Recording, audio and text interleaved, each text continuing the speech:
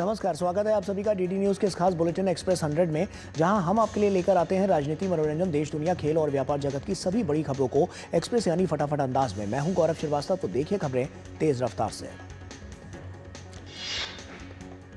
राष्ट्रपति द्रौपदी मुर्मू आज से 1 जुलाई तक उत्तर प्रदेश के दौरे पर रहेंगी। राष्ट्रपति आज बरेली में भारतीय पशु चिकित्सा अनुसंधान संस्थान के 11वें दीक्षांत समारोह में शामिल होंगी।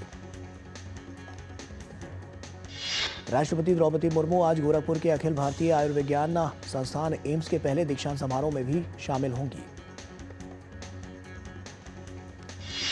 राष्ट्रपति कल गोरखपुर में महायोगी गुरु गोरखनाथ आयुष विश्वविद्यालय का उद्घाटन करेंगी। वहीं राष्ट्रपति गोरखपुर के महायोगी गोरखनाथ विश्वविद्यालय का दौरा भी करेंगी और इस विश्वविद्यालय के सभागार, शैक्षणिक प्रखंड और पंचकर्म केंद्र का भी उद्घाटन करेंगी। राष्ट्रपति इस विश्वविद्यालय में एक नए महिला छात्रावास का शिलान्यास भी करेंगी। उपराष्ट्रपति जगदीप धनखड़ आज राजस्थान की राजधानी जयपुर का दौरा करेंगे। अपने दौरे के दौरान वे राजस्थान संविधान क्लब जयपुर में आयोजित स्नेह मिलन समारोह में शिरकत करेंगे। सहकारिता मंत्रालय आज नई दिल्ली में राज्यों और केंद्र शासित प्रदेशों के सहकारिता मंत्रियों की एक मंथन बैठक का आयोजित करेगा। यह मंथन बैठक केंद्रीय गृह और सहकारिता मंत्री अमित शाह की अध्यक्षता में आयोजित होगी। मंथन बैठक में 2 लाख नई बहुउद्देशीय प्राथमिक कृषि ऋण समितियों, डेयरी और मत्स्य सहकारी समितियों की स्थापना जैसे प्रमुख विषयों पर चर्चा की जाएगी, जो ग्रामीण सेवा वितरण को अंतिम छोर तक पहुंचाने के लिए अहम है। मंथन बैठक में सहकारी क्षेत्र में विश्व की सबसे बड़ी अन्न भंडारण योजना पर भी विचार विमर्श किया जाएगा, और जिसका उद्देश्य खाद्य सुरक्षा को मजबूत करना और किसानों को सशक्त बनाना है। विदेश मंत्री डॉक्टर एस जयशंकर आज से 2 जुलाई तक अमेरिका की यात्रा पर रहेंगे, जहां वो क्वाड की मंत्रिस्तरीय बैठक में शामिल होंगे। इससे पहले वो संयुक्त राष्ट्र मुख्यालय में आतंकवाद की मानवीय कीमत प्रदर्शनी का उद्घाटन करेंगे। कोलकाता में सामूहिक दुष्कर्म की घटना पर केंद्रीय मंत्री और पश्चिम बंगाल भाजपा अध्यक्ष सुकांत मजूमदार ने कहा है कि अगर ममता बनर्जी अपने पद पर बनी रहीं तो पश्चिम बंगाल की महिलाओं के खिलाफ ऐसी घटनाएं होती रहेंगी। पश्चिम बंगाल विधानसभा में विपक्ष के नेता और भाजपा नेता शुवेंदु अधिकारी ने कहा है कि पूरे बंगाल में कोई भी बेटी ममता बनर्जी के मुख्यमंत्री रहते सुरक्षित नहीं है। बेटी को सुरक्षा देने का काम पुलिस का है। पुलिस पूरी तरीके से फेल है। भाजपा महिला मोर्चा ने सामूहिक बलात्कार की घटना के खिलाफ न्याय की मांग करते हुए मशाल मार्च निकाला।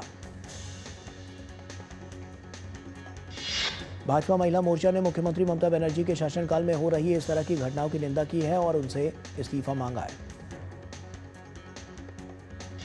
भाजपा की जांच समिति आज पश्चिम बंगाल का दौरा करेगी और घटनास्थल पर जाकर अपनी रिपोर्ट तैयार करेगी। भाजपा अध्यक्ष जेपी नड्डा इस समिति का गठन उन्होंने किया है, जो घटनास्थल का दौरा करने के बाद अपनी रिपोर्ट पार्टी अध्यक्ष को सौंपेगी। कैलाश मानसरोवर यात्रा 5 साल बाद आज फिर से शुरू हो रही है। ये यात्रा उत्तराखंड के लिपुलेख दर्रे और सिक्किम के नाथुला दर्रे से होकर गुजरेगी। करीब 750 श्रद्धालु इस बार पवित्र स्थल की यात्रा करेंगे। पहला जत्था 10 जुलाई को लिपुलेख दर्रा पार कर चीन में प्रवेश करेगा। कैलाश मानसरोवर की यह यात्रा भगवान शिव के निवास कैलाश पर्वत और मानसरोवर झील तक जाती है। मानसून पूरे देश में पहुंच चुका है। मौसम विभाग ने अगले 2 दिनों में मध्य भारत और उत्तर पश्चिम भारत में भारी से बहुत भारी बारिश की संभावना जताई है। मौसम विभाग ने दिल्ली के लिए 1 और 2 जुलाई को येलो अलर्ट जारी किया है। बिहार के पटना, गया, बांका और औरंगाबाद जैसे जिलों में भारी बारिश ने तबाही मचा रखी है। मौसम विभाग ने बिहार के 10 जिलों के लिए भारी बारिश और वज्रपात का रेड अलर्ट जारी किया है। उत्तर प्रदेश के अलीगढ़ में भारी बारिश के कारण शहर के कई हिस्सों में जलभराव हुआ। मौसम विभाग ने उत्तराखंड के कई हिस्सों में आज भारी बारिश की चेतावनी जारी की है। आज प्रदेश के कई क्षेत्रों में भारी बारिश का रेड अलर्ट है। आज देहरादून, नैनीताल, पौड़ी, टिहरी, उत्तरकाशी, रुद्रप्रयाग, चंपावत और उधम सिंह नगर में भारी बारिश हो सकती है और इसके अलावा अन्य जिलों में भी तेज बारिश की संभावना है। उत्तराखंड में भारी बारिश की आशंका को देखते हुए कक्षा 1 से 12वीं तक संचालित सभी शैक्षणिक संस्थाओं और आंगनबाड़ी केंद्रों में आज अवकाश घोषित किया गया है। हिमाचल प्रदेश में आज कुछ जिलों में भारी वर्षा की चेतावनी जारी की गई है। रेड अलर्ट वाले जिलों में आज स्कूल बंद रहेंगे। मौसम विभाग ने जिला सोलन, सिरमौर, कांगड़ा और मंडी के लिए रेड अलर्ट जारी किया है। आगामी अमरनाथ यात्रा 2025 के दौरान सुरक्षा सुनिश्चित करने के लिए एक एहतियाती प्रयास के तहत भारतीय सेना, सीआरपीएफ, जम्मू कश्मीर पुलिस और जम्मू कश्मीर राज्य आपदा प्रतिक्रिया बल ने एक संयुक्त मॉक भूस्खलन अभ्यास आयोजित किया गया। वहीं अमरनाथ यात्रा पर रामबन के सीएमओ ने बताया है कि हर साल की तरह अमरनाथ यात्रा हमारी प्राथमिकता है, जिसके तहत 17 जगहों पर कैंप लगाए जाएंगे, जिनमें लॉजमेंट सेंटर और लंगर भी शामिल है। पवित्र अमरनाथ यात्रा के जम्मू आधार शिविर यात्री निवास में आगामी तीर्थ यात्रा की तैयारियों की समीक्षा के लिए ट्रायल रन किया गया। गढ़वाल मंडल आयुक्त विनय शंकर पांडे ने कहा है कि चारधाम यात्रा पर 24 घंटे का प्रतिबंध हटा लिया गया है। दिल्ली मेट्रो की ग्रीन लाइन पर आज से एक बदलाव होने जा रहा है। ब्रिगेडियर होशियार सिंह स्टेशन से चलने वाली ट्रेनें अब सीधे कीर्ति नगर तक जाएंगी, जबकि मुंडका से चलने वाली ट्रेनें इंद्रलोक तक जाएंगी। लोकसभा अध्यक्ष ओम बिरला आज हिमाचल प्रदेश के धर्मशाला के तपोवन में राष्ट्रमंडल संसदीय संघ सीपीए संघ के जोन 2 के वार्षिक सम्मेलन का उद्घाटन करेंगे। इस सम्मेलन का उद्देश्य समकालीन समय में लोकतांत्रिक संस्थानों को सशक्त बनाना और श्रेष्ठ कार्य प्रणालियों को साझा करना है। श्रावण मास में श्री काशी विश्वनाथ धाम आने वाले श्रद्धालुओं के लिए रोडवेज बस का बेड़ा तैयार किया जा रहा है और प्रदेश की योगी आदित्यनाथ सरकार ने राज्य सड़क परिवहन निगम की बस सेवाओं को दुरुस्त और व्यवस्थित करने के निर्देश दिए हैं। हिंदी को तीसरी भाषा के तौर पर लागू करने को लेकर महाराष्ट्र सरकार ने 16 अप्रैल और 17 जून को जारी किए गए दोनों सरकारी आदेश रद्द कर दिए हैं और ये आदेश स्कूलों में त्रिभाषा नीति के तहत हिंदी को अनिवार्य करने से जुड़े थे। महाराष्ट्र सरकार ने अब इस मुद्दे पर पुनर्विचार के लिए एक नई समिति बनाने का ऐलान किया है। नई समिति ये तय करेगी कि त्रिभाषा फॉर्मूले के तहत किस कक्षा से हिंदी लागू हो। प्रधानमंत्री नरेंद्र मोदी के आवास को लेकर अरविंद केजरीवाल के बयान पर बीजेपी ने पलटवार किया है। बीजेपी ने कहा है कि आप पार्टी की कब्जे वाली मानसिकता है। देश की राजधानी दिल्ली और राजस्थान के अजमेर में पुलिस ने संयुक्त रूप से बड़ी कार्रवाई करते हुए अवैध रूप से रह रहे कुल 92 बांग्लादेशी नागरिकों को हिरासत में लिया है। केंद्रीय शिक्षा मंत्री धर्मेंद्र प्रधान ने पश्चिम बंगाल के कोलकाता के फोर्ट विलियम में पीएम श्री केंद्रीय विद्यालय में फुटबॉल फॉर स्कूल्स के तहत फीफा फुटबॉल के वितरण के लिए किक ऑफ कार्यक्रम की अध्यक्षता की। केंद्रीय मंत्री धर्मेंद्र प्रधान ने कहा है कि देश भर के स्कूलों में लगभग 10 लाख फुटबॉल वितरित किए जाएंगे, जिसका उद्देश्य फुटबॉल में भागीदारी को बढ़ावा देना और छात्रों के बीच एक मजबूत खेल संस्कृति को बढ़ावा देना है। असम में निर्माणाधीन 4 लेन मोरन डिब्रूगढ़ सड़क पर आपातकालीन लैंडिंग सुविधा लगभग पूरी हो चुकी है। असम के मुख्यमंत्री हेमंत बिस्वा शर्मा ने मोरन में प्रगति की समीक्षा की है। उन्होंने कहा है कि अक्टूबर में इस इमरजेंसी लैंडिंग सुविधा के उद्घाटन होने की उम्मीद है। एनडीएमसी 5 जुलाई से 2 दिवसीय आम महोत्सव का आयोजन करेगा और यह महोत्सव नई दिल्ली के चाणक्यपुरी स्थित पालिका सेवा अधिकारी संस्थान में मनाया जाएगा। इस आयोजन में लोगों को देश भर से मंगाई गई आम की विस्तृत किस्मों को खरीदने का अवसर मिलेगा। साथ ही इसमें आमरस, अचार, गूदा और मिठाइयों जैसे आम आधारित उत्पाद भी उपलब्ध रहेंगे। दिल्ली सरकार ने दिल्ली हाट आईएनए अग्निकांड में प्रभावित शिल्पकारों के लिए 5-5 लाख रुपए की राहत की घोषणा की है। उत्तर प्रदेश के वित्त मंत्री सुरेश खन्ना ने कहा है कि सपा शासनकाल में व्यापारी वर्ग सबसे ज्यादा असुरक्षित और भयभीत था, जबकि डबल इंजन की सरकार ने प्रदेश को माफिया मुक्त और व्यापार के लिए अनुकूल बनाया है। वित्त मंत्री सुरेश खन्ना ने कहा है कि बीते 8 वर्षों में यूपी को 45 लाख करोड़ रुपए के निवेश प्रस्ताव मिले हैं, जिनमें 15 लाख करोड़ रुपए के प्रस्ताव धरातल पर उतारे जा चुके हैं। इससे लाखों युवाओं को नौकरी और रोजगार मिला है। अंतर्राष्ट्रीय श्रम संगठन के नवीनतम आंकड़ों के अनुसार भारत में सामाजिक सुरक्षा कवरेज में पिछले 1 दशक में उल्लेखनीय प्रगति हुई है। साल 2015 में जहां सामाजिक सुरक्षा कवरेज मात्र 19% था, वहीं 2025 तक ये 64.3% पर पहुंच गया है। ये 45% अंकों की वृद्धि देश की सामाजिक प्रगति का प्रमाण है। ओडिशा के पुरी में जगन्नाथ रथ यात्रा के दौरान हुई भगदड़ के बाद आईएएस अधिकारी चंचल राणा ने पुरी के नए जिला कलेक्टर के रूप में कार्यभार संभाला है। उन्होंने प्रशासन को सुव्यवस्थित करने और भक्तों की सुरक्षा सुनिश्चित करने को अपनी प्राथमिकता बताया। और वक्त यहाँ पर एक छोटे से ब्रेक का है, जल्द हाजिर होते हैं। सस्ते वाले दाल मसाले स्वाद हुआ बेकार, एमडीएच की हल्दी मिर्ची धनिया करे कमाल। ये रंग दे, ये खुशबू दे, ये तीखा, ये कम पड़े। क्या निराला एमडीएच मसाला।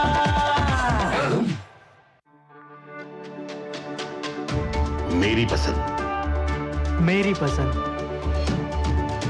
मेरी पसंद, मेरी पसंद,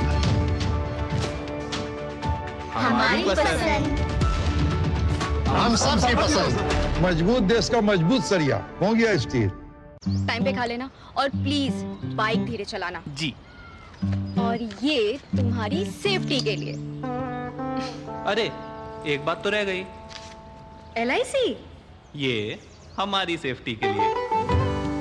दिल की सुनो, LIC चुनो। LIC हर पल आपके साथ। और ब्रेक के बाद एक बार फिर से आप सभी का स्वागत है। आइए खबरों में आगे बढ़ते हैं।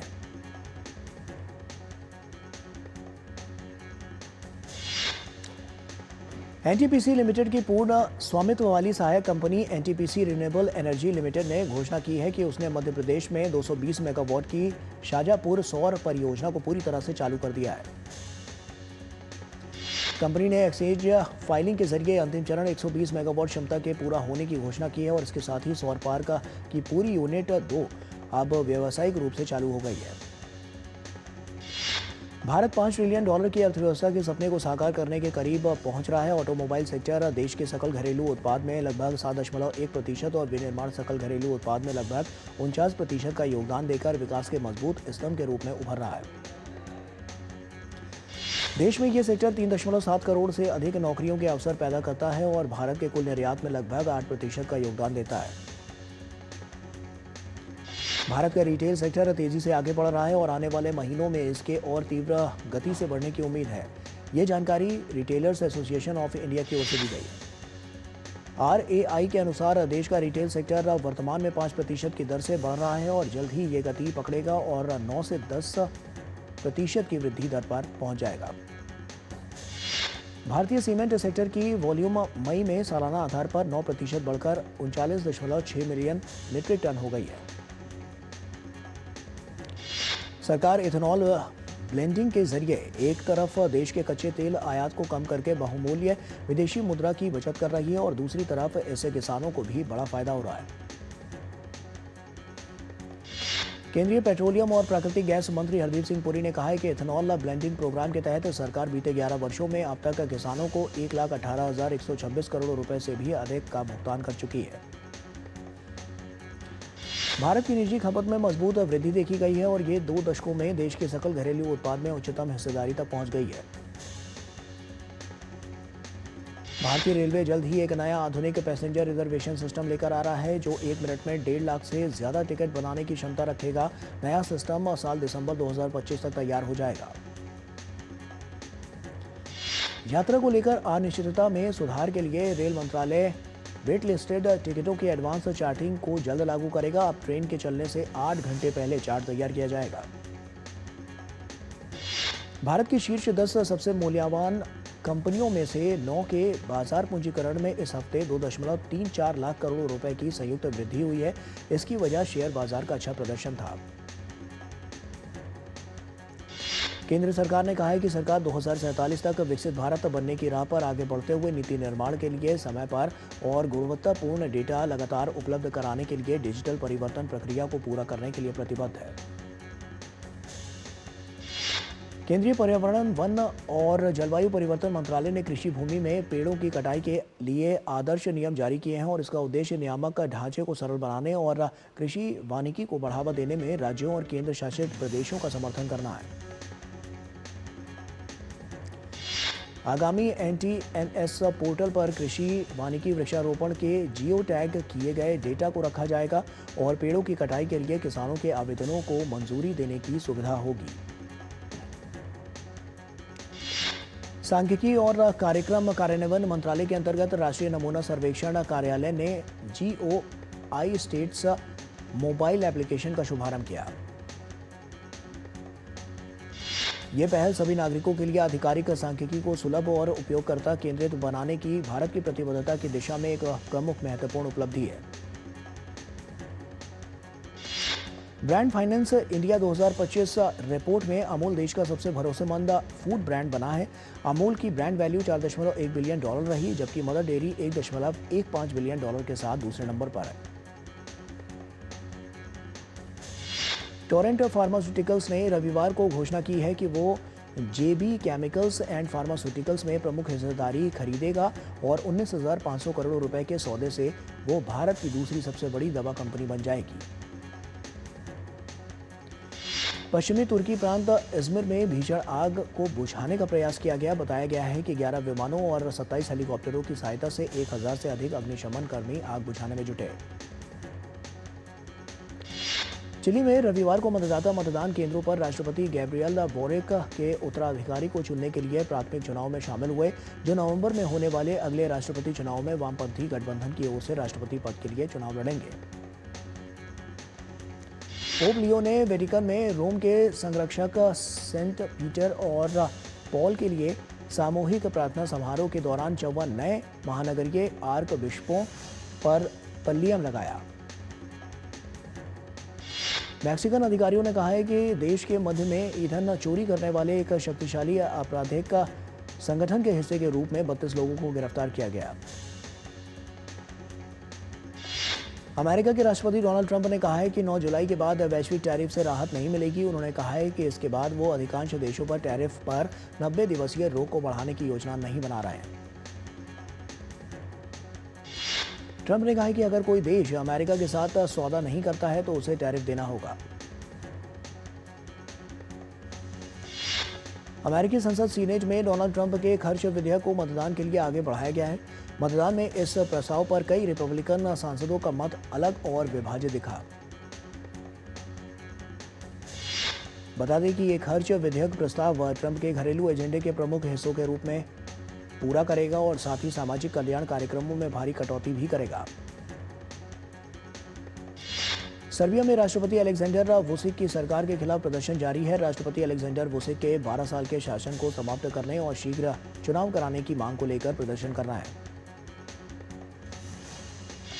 उत्तरी इडाहो में आग बुझाने के दौरान 2 अग्निशमकों की गोली लगने से मौत हो गई, जिसके बाद घटनास्थल पर भारी पुलिस बल को तैनात किया गया है। सुरक्षाकर्मी अभी भी हत्यारे की तलाश कर रहे हैं। और वक्त यहां पर एक और छोटी सी ब्रेक का है, जल्द हाजिर होता है। MDH बिरयानी मसाला, पारंपरिक बिरयानी का असली स्वाद। असली मसाले सच MDH। जो लक्ष्य चुना था समझ आने लगा है। GLA यूनिवर्सिटी, उच्च लक्ष्य की निश्चित प्राप्ति। ब्रेक के बाद एक बार फिर से आप सभी का स्वागत है। आइए खबरों में आगे बढ़ते हैं। ब्राजील के पूर्व राष्ट्रपति जेयर बोल्सोनारो ने साओ पाउलो के मुख्य मार्ग पर सैकड़ों लोगों को इकट्ठा कर तख्तापलट के आरोपों के लिए सुप्रीम कोर्ट में लंबित न्यायिक मामले में पहले समर्थन जुटाने के लिए रैली निकाली। स्पेन के सेविले में आज से 3 जुलाई तक आयोजित किया जाएगा वित्त पोषण पर चौथे अंतर्राष्ट्रीय सम्मेलन। इसका मकसद जलवायु वित्त पोषण और वैश्विक ऋण सुधार को दूर करने के लिए सार्वजनिक और निजी पूंजी जुटाने पर केंद्रित होगा। दक्षिणी यूरोप में भीषण गर्मी की लहर के कारण जंगल में आग लगने का खतरा बढ़ गया है। इटली, ग्रीस, स्पेन और पुर्तगाल सबसे अधिक प्रभावित हैं। फ्रांस के अधिकांश हिस्से में भीषण गर्मी की चेतावनी भी दी गई है। चीन के गुइझोउ प्रांत के बाढ़ प्रभावित दक्षिणी शहर रोंगजियांग में बचाव कार्य किया है और बताया गया है कि पिछले 2 दिनों में दक्षिणी चीन में 13 प्रमुख नदियां तूफान की चपेट में गई हैं और उनका जलस्तर चेतावनी स्तर से ऊपर चला गया था।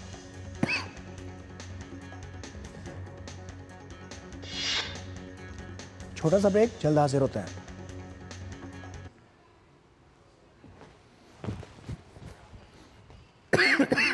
आपके लिए है डीडी न्यूज का prime time show news night. सियासत का दांव,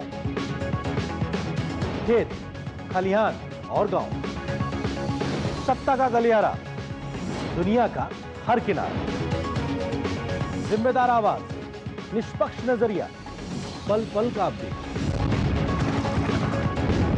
दिन भर की अहम खबरों का बेबाक विश्लेषण और जो टेररिस्ट हैं ये एक ही एंटिटी है। खबरों की दुनिया का सबसे जिम्मेदार शो न्यूज नाइट, हर रात 8 बजे। जब देश पूछता है जवाब देना पड़ता है। शाम 5 बजे बजती है सवालों की घंटी और लगती है वो पंचायत जहां मुद्दे टलते नहीं और कोई जवाब अधूरा नहीं रहता। आपको इतना बुरा लगा सवाल, मैं इसको दूसरे तरीके से पूछ लेती हूँ। मैं इसको दूसरे तरीके से पूछ लेती हूँ। यहाँ दलीलें नहीं, सच्चाई गूंजती है। मैं रीमा पराशर लेकर आती हूँ देश का सच आपके सामने।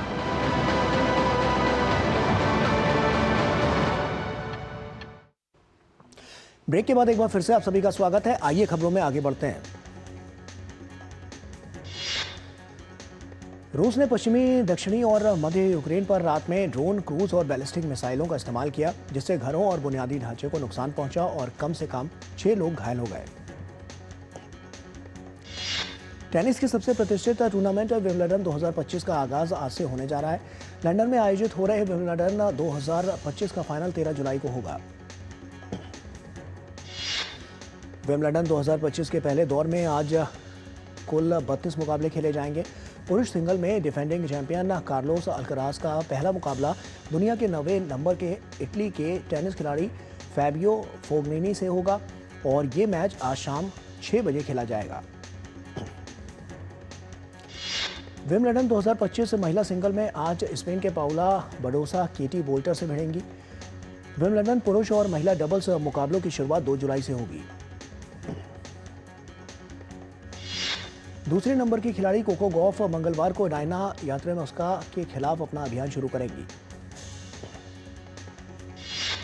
कोको गॉफ ने इस साल फ्रेंच ओपन के रूप में बड़ा खिताब जीता है, जबकि वहीं 2023 में इस खिलाड़ी ने यूएस ओपन के खिताब को अपनाया है। भारतीय महिला हॉकी टीम को रविवार को बर्लिन में चीन के खिलाफ खेले गए मैच में 2-3 से हार का सामना करना पड़ा और इसके साथ ही FIH हॉकी प्रो लीग 2024 से 25 में भारतीय अभियान समाप्त हो गया। FIH हॉकी प्रो लीग 2024 से 25 में नीदरलैंड शीर्ष पर रहा है, अर्जेंटीना दूसरे और बेल्जियम लीग में तीसरे स्थान पर रहा। चीन अंक तालिका में चौथे स्थान पर रहा, भारत अंतिम स्थान पर रहा।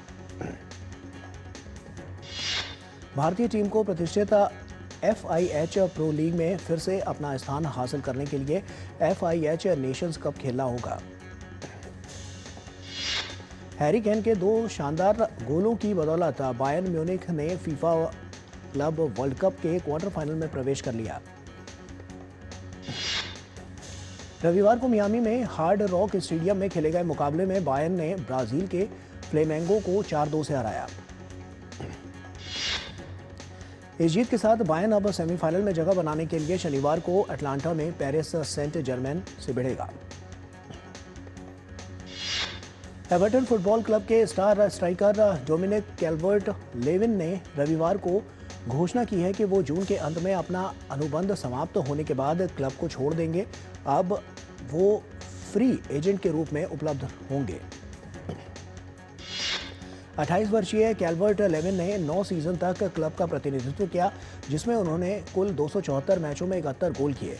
उन्होंने ये फैसला सोशल मीडिया पर एक ओपन लेटर के जरिए साझा किया। मैक्लारेन के लैंडो नॉरिस ने रविवार को आयोजित फार्मूला 1 ऑस्ट्रियन ग्रां प्री में शानदार प्रदर्शन करते हुए जीत हासिल की। फार्मूला 1 ऑस्ट्रियन ग्रां प्री में टीममेट ऑस्कर पियास्ट्री दूसरे स्थान पर रहे।